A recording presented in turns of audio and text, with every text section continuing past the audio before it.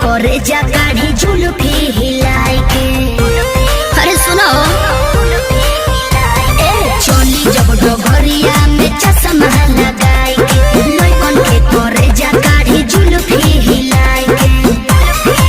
हो सभे चुम्मा मांगे होठवा पगिन गिन।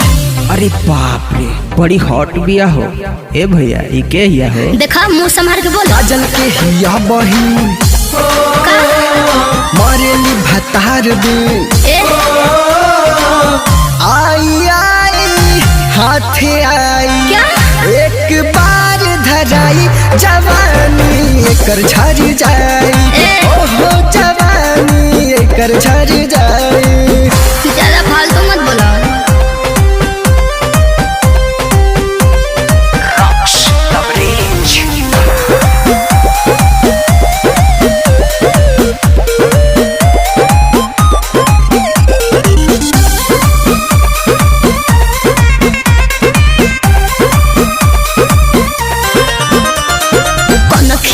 हमारा बकसर डोले ठुमका पसीवन सुनो घाघरा जब उठा देव तो जगले हो जाए हो बिहान।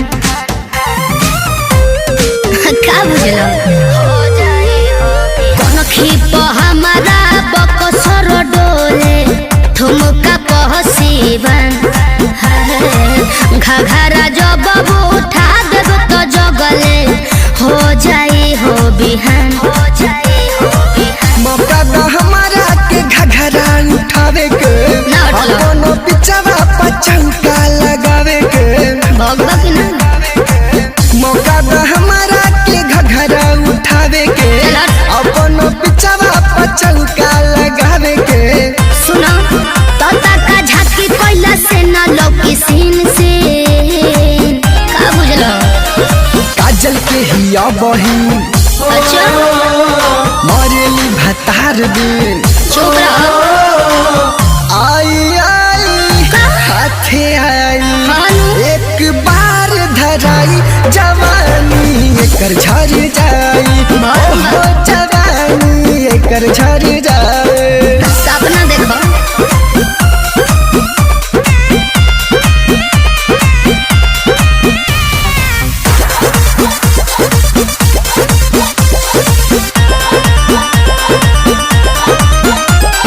रसरी जन फेंक गगरी आई नहीं है गोपिया सुधांशु तो हर बनी नहीं बात। कब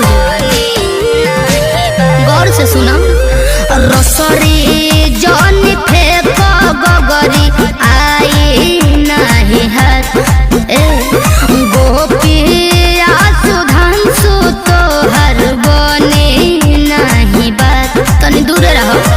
टावर के पावर फील करत बरेज के। अच्छा? मजा में कमी नहीं मिली तो है सेज के। तनी कम बहो के बोला। टावर के पावर फील करत बरेज के। जाना मजा में कमी नहीं मिली तो है सेज के।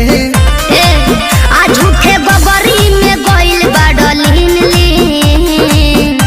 का विचार बा? काजल के हिया बहिन मरेली भतार दिन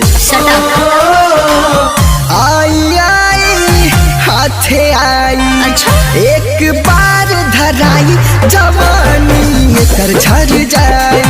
ओहो जवानी एकर झड़ जाई। आवो ना त चाभ का हो लॉलीपॉप।